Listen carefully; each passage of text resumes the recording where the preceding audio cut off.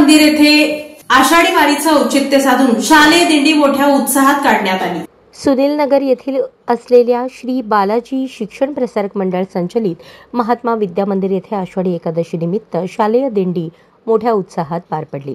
या प्रसंगी संस्थेचे अध्यक्ष शंकर चौगुले, सचिवा शारदा चौगुले, विद्यालयाच्या मुख्याध्यापिका सविता गायकवाड, सोमनाथ प्रशालेचे प्रमुख शहाजी निळे यांच्या हस्ते विठ्ठल रुक्मिणीच्या पालखीचे पूजन करून दिंडीची सुरुवात करण्यात आली।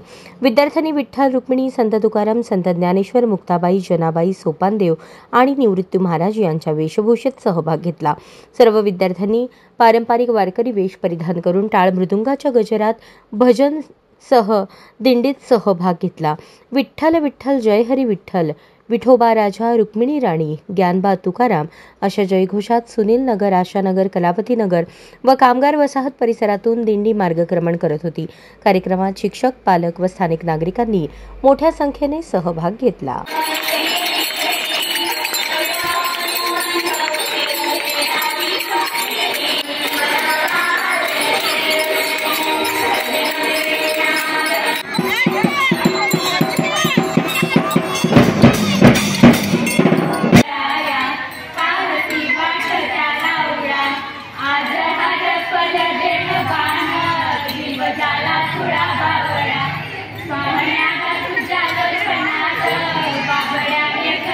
नमस्कार, मी सविता मोहन गायकवाड, मुख्याध्यापिका महात्मा विद्या मंदिर, सुनील नगर, सोलापूर। आज आमच्या शाळेमध्ये महात्मा विद्या मंदिर आणि सोमनाथ प्रशाला या दोन्ही शाळेच्या एकत्रित आपण आषाढी एकादशी निमित्त वारी काढलेली आहे। तर या वारीचा उद्देश असा आहे की मुलांना दिंडी कशी असते, त्या दिंडीचं महत्त्व काय, शिस्तीत कसं चालणं असतं, त्यामध्ये समता आणि बंधुता एकत्रित आल्यानंतर त्याचं महत्त्व काय हे यातून कळतं।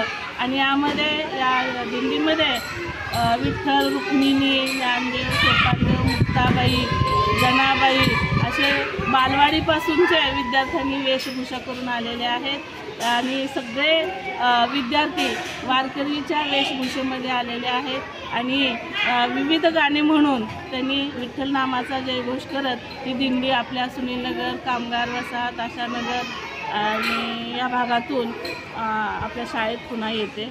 अशा पद्धतीने हे रॅलीचं नियोजन आहे। यामध्ये असाक्षर लोकांसाठी जनजागृती व्हावी त्यासाठी आपण तो बोर्डसुद्धा, बॅनरसुद्धा केलेला आहे। त्यातून साक्षरतेचं महत्त्व हे पालकांनाही कळावं या दृष्टीनं